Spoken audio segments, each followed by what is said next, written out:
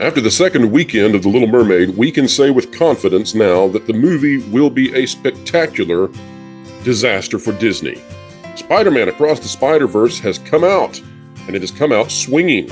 In fact, it's winning at the box office to such a degree that it has not only destroyed the narrative of the media who wanted to slime domestic and international audiences, but rather it has completely forced the media to tell the truth. Thank goodness for Spider-Man. Now we're to tell a truth that they aren't even willing to do quite yet. When looking at the box office adjusted for inflation, this new Little Mermaid, it won't even reach the old Little Mermaid. That's right, the original Ariel wins the day.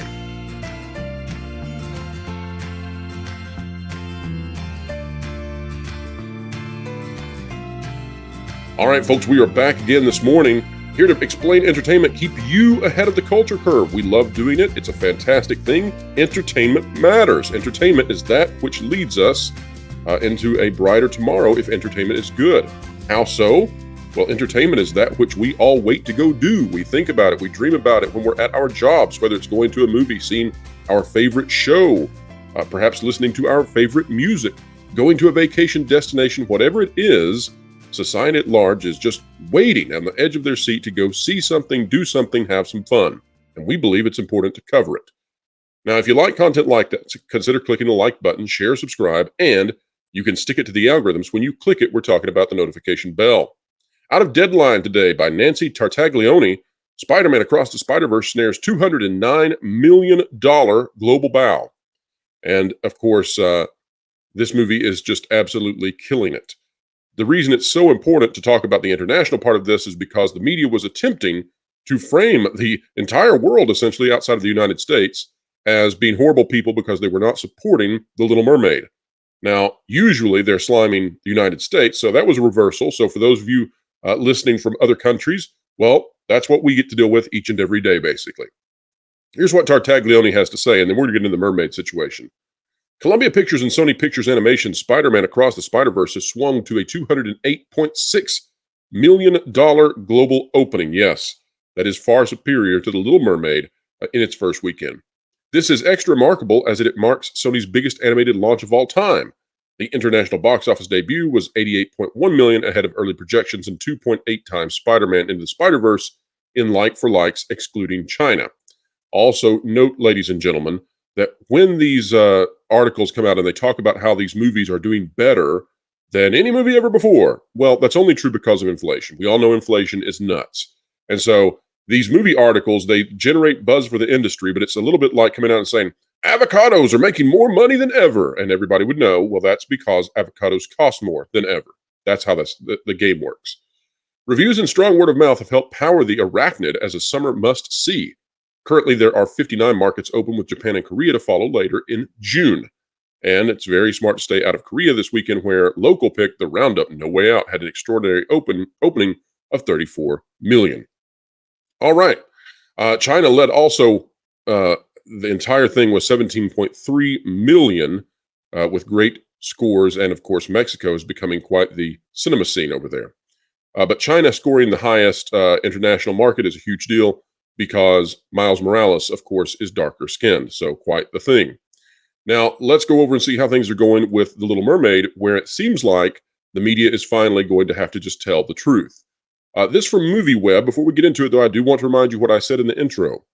The big reality that they are all dealing with, and they do not like this, and they don't want to talk about this, is that when adjusted for inflation, the original Little Mermaid made $550 million in its box office. Of course, we estimate that over the lifetime of that movie, since it came out, which has been in something like 30 years, it's made in excess of $2 billion off of marketing, movies, etc. But this, just the original box office run of The Little Mermaid, the animated version, made something like $550 million when adjusted for inflation. Now, that's all the more impressive because the number of screens that are available today to go watch movies on is dramatically, exponentially bigger. I mean, China didn't even have theaters in the 1980s, and American films did not go there. And so the fact that it's now the second largest market for box office tells you that the landscape today is completely different. So The Little Mermaid making $550 million when adjusted for inflation doesn't even tell the tale. That movie would have likely made $1 billion or more in today's climate, but $550 million is not bad. And how not bad is it? Well, this new Little Mermaid is almost certain to not reach that number. And that means that despite having an exponentially greater capacity to put people into theaters, this film will come under the original. And that is really something. That is also, I believe, the first time that we've seen this happen with a princess live-action remake. Here's the article by David Grove out of MovieWeb. Is The Little Mermaid a box office success? While the reaction to The Little Mermaid has been split among ideological lines, the truth behind the remake's box office performance is clear. As we go through this, I'm going to explain what's right and what's wrong within this article and show you how the media works their magic, let's say, and they are going to begin agreeing with what we've been saying, even if they are disagreeable about having to do so. The Little Mermaid, the live-action remake of the classic 1989 Disney animated film of the same name, has become so shrouded in debate and politicization that simply liking the film or not liking the film has become less about holding a critical opinion and more about defending an ideological position and making a statement. Well, that's just absolutely false. I believe they probably know that's false. The top critics, the top movie critics on Rotten Tomatoes gave this an absolutely terrible rating. I think it's still in the 40% range.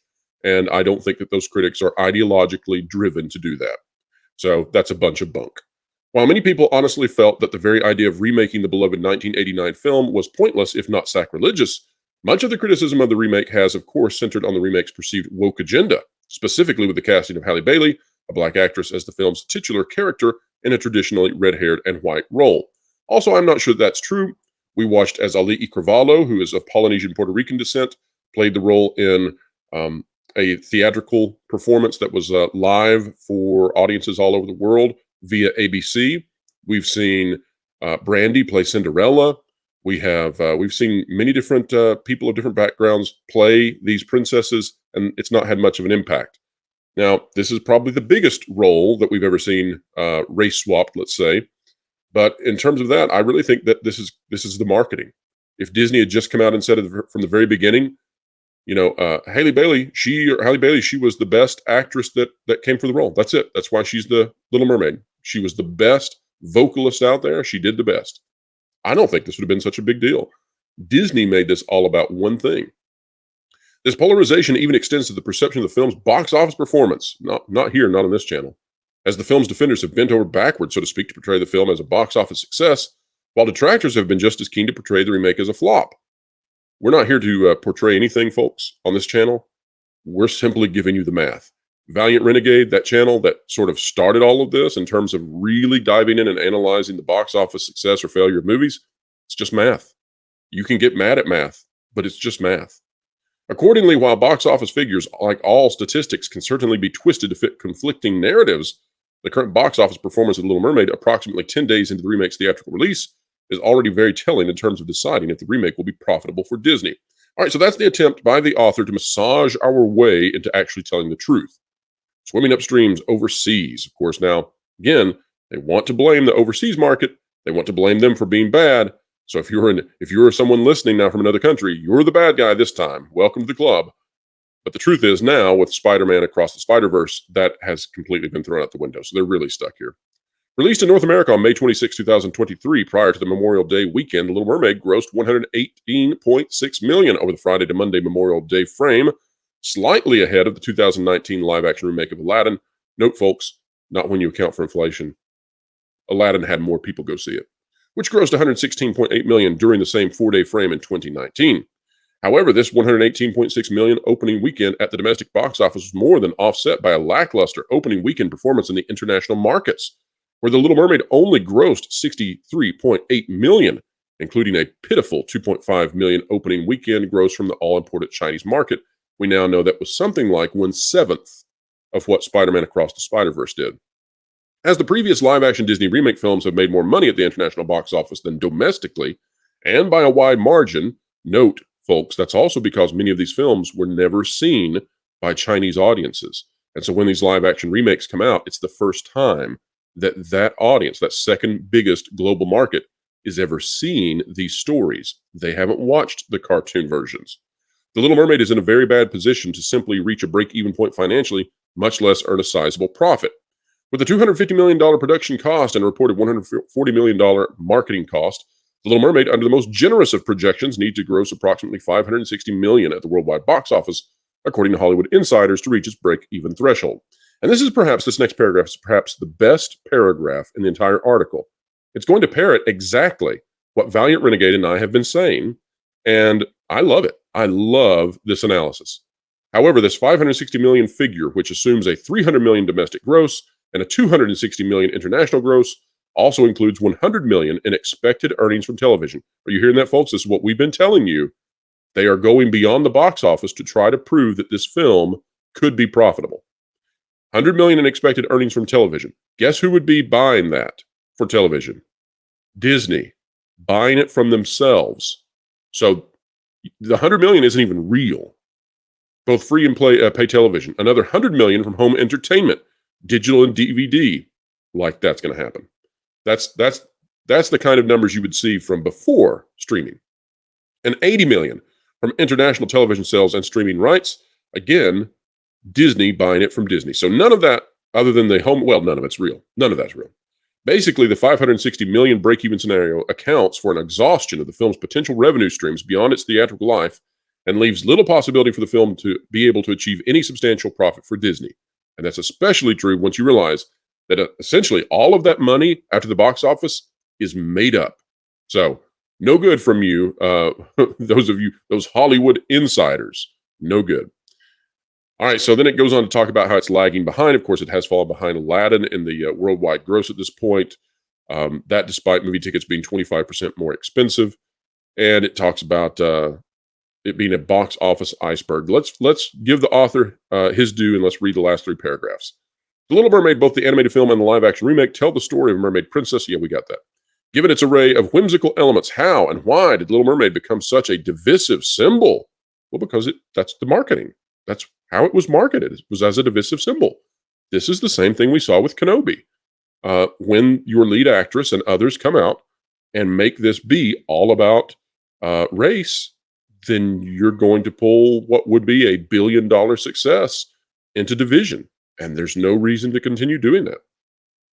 And let's see, became such a divisive symbol and did the backlash against the film and the accompanying effect of the practice of review bombing have, as has suggested, an adverse effect on the film's box office? No, because the audience reviews are better than the top critics.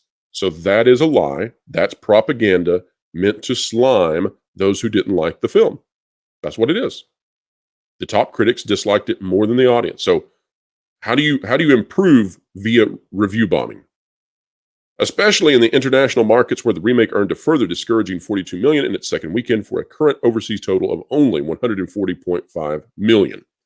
Regardless of the reasons for the backlash, yes, because we don't want to talk about that. Remember, the media is struggling with this because this was not in the media's purview. This wasn't supposed to happen. This is what the rubes said was going to happen, and they were supposed to be wrong. The numbers don't lie. No, they don't. The Little Mermaid, which has presently grossed approximately $326 million at the worldwide box office, is a box office failure for Disney. The only remaining question is, will the box office performance of The Little Mermaid and the intense backlash that Disney received for the film affect Disney's approach to their future film and television projects? Folks, it's an attempt. It's a step forward. They're swimming towards the actual truth now because they are forced to. There's no way out of it. Had the Miles Morales film come out and done poorly, they would have continued the narrative, but they cannot.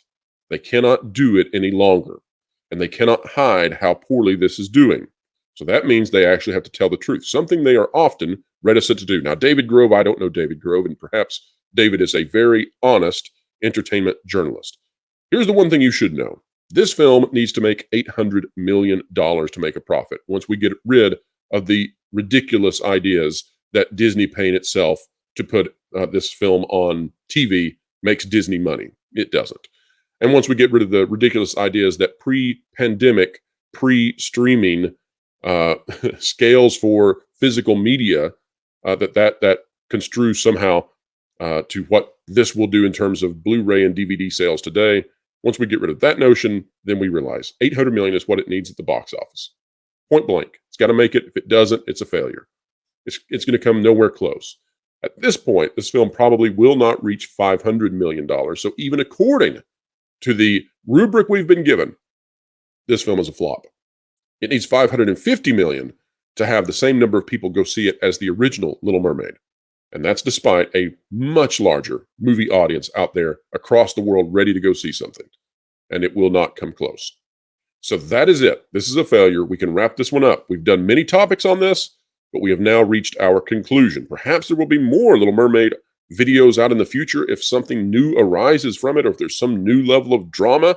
Maybe somebody will say something that we just have to cover. But this one is pretty much put to bed. This was a failure. We called it for months. We're not here to be divisive. We're not here to be racial. We're not here to be negative about anybody or any demographic. We've told Disney exactly, and told all of you exactly, how this was an easy billion-dollar win if they would just shut up and just put the movie out. And they could not do it. And the cost is a lot.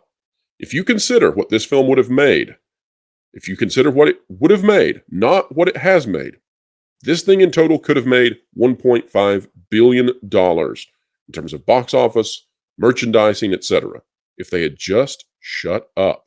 And I'm not talking about changing the roster of actors. If they had just shut up and just marketed this like a normal movie, and they couldn't.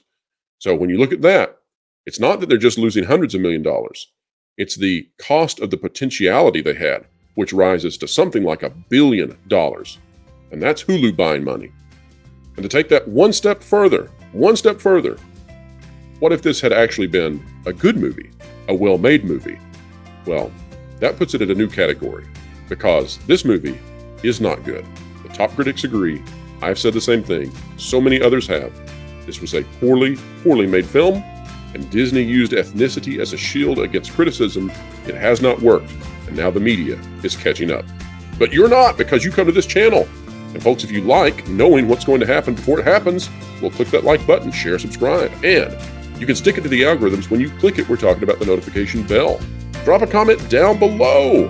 What do you think about this movie? Where will be the final total? Where does it land? Is it in the low 400s, mid 400s? Does it actually cross that 500 million mark? And folks, wherever you are, whatever you're doing, keep learning, keep growing, and keep having fun. Say it ain't so. This just in. Disney lost money on another movie. Why, that can't be. I thought that John Lasseter fella over at Pixar was cranking out the latest hits, and Marvel was unstoppable, and Disney princesses were a thing, and Star Wars was a multi-billion-dollar money-making franchise. I overheard you talking about Disney, and wanted to let you know you're really behind the ball. If you were getting great articles from thatparkplace.com and subscribe to WDW Pro's YouTube channel, you'd actually be ahead of the culture curve and have entertainment explained.